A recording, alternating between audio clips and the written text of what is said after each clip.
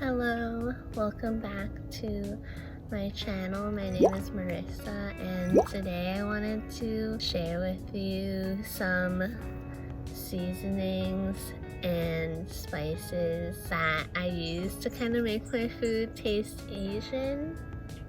Well, it just reminds me of the way that my dad cooks, and I kind of like simplified it to these ingredients that like pretty much every time I put them all together, or at least combine like a couple of these sauces, seasonings, it turns out really good and it tastes like how my dad cooks.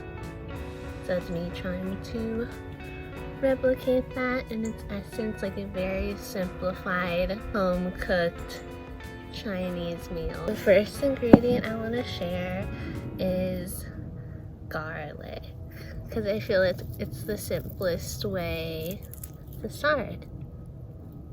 Not both, because you could either have like raw garlic or the powder.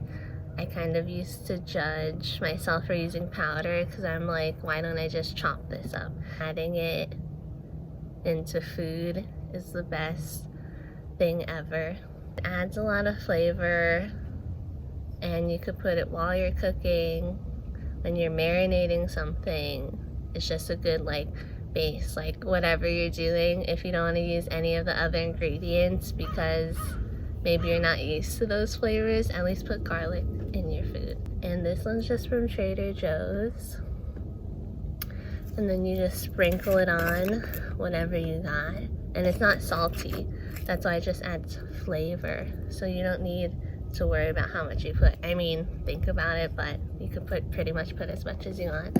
And usually when I cook, I like to do like 3 cloves of garlic,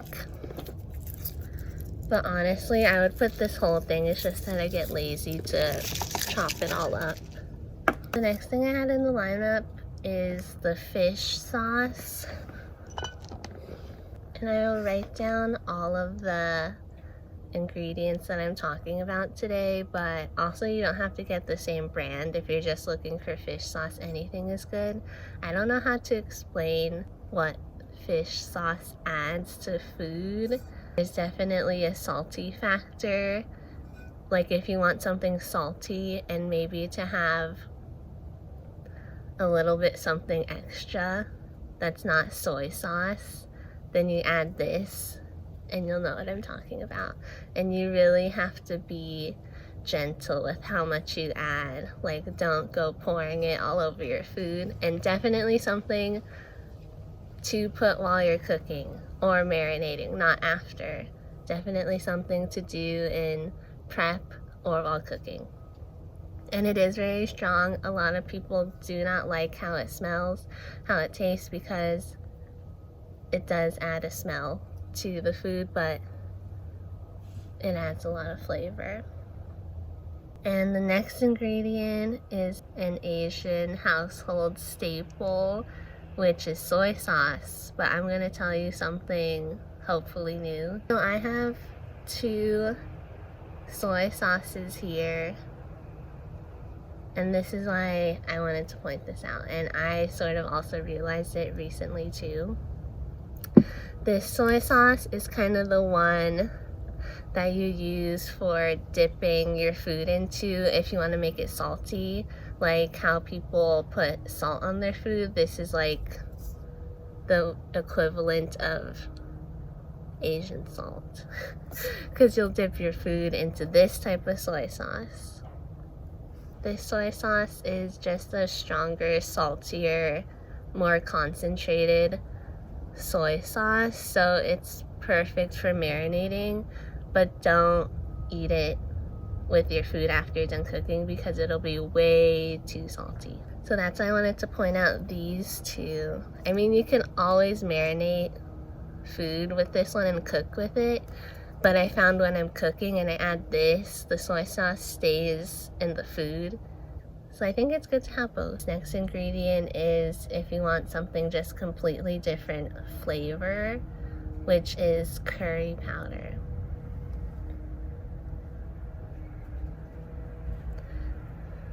And I really love how vintage this curry powder looks. Like, it looks exactly the same as when I saw it when I was little. But I also love the packaging. Pop this open, and then there's the curry powder inside. And this one is called Oriental curry powder because I know there's a lot of different types of curry. But when I would go to, I mean, if anyone else knows this restaurant in the Bay Area, which is Cafe Bakery or ABC, which is a Chinese restaurant, and you'd get the chicken curry, this is pretty much the same flavor you'll get from that dish from those places. But yeah, I use this when I want pretty much a whole different flavor from those ingredients, and I'll put it in my lentils. I'll try to make coconut curry and put this powder.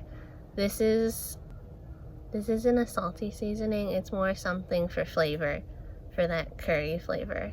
Okay, so I would say this piece of ginger, well, let me say some things. This one's a little bit dried up, and it's still usable, but it is quite dry, so I'll put a picture of what good looking ginger should be over there.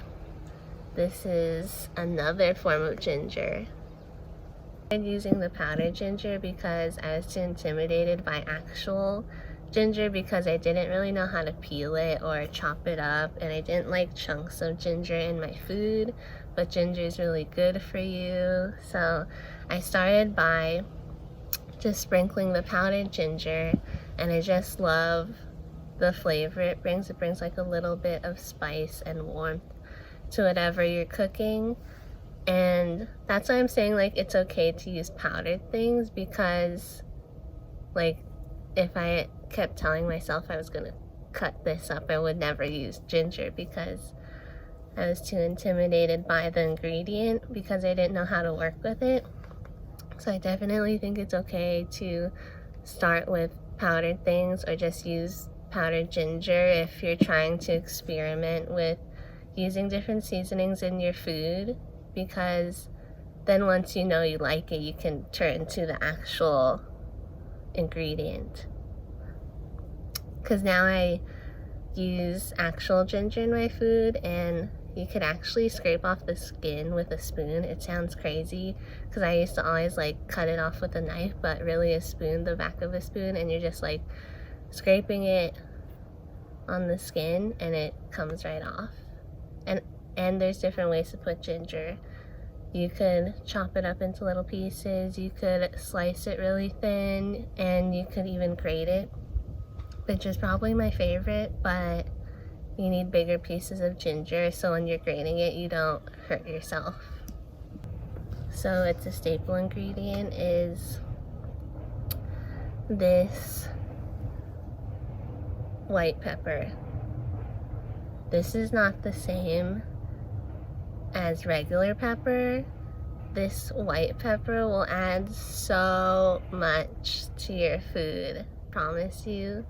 Please buy this. Put it instead of regular pepper with some soy sauce. Like, pretty much if you were to choose any two things from what I'm talking about in this video, is white pepper and the soy sauce. Okay, and the garlic if you had to pick three of them. But this is what will make it a chef's kiss. So thank you for sitting outside with me and listening to the spices and seasonings that I use for my food, and I'm really happy that I got to share it with you because these seasonings really remind me of when my dad cooks at home, or pretty much just like home cooked food, and I wanted to share that with you all. And definitely a really simplified version of ingredients that I'm sharing. There's so much more. These are just what I use to get that home cooked feel and have it flavorful. So thank you for watching this video. Leave a comment down below about what seasonings you use, or like what's your favorite to get that home cooked feel. Follow me on Instagram, subscribe, like the video, share it with someone maybe, and I'll see you soon. Bye.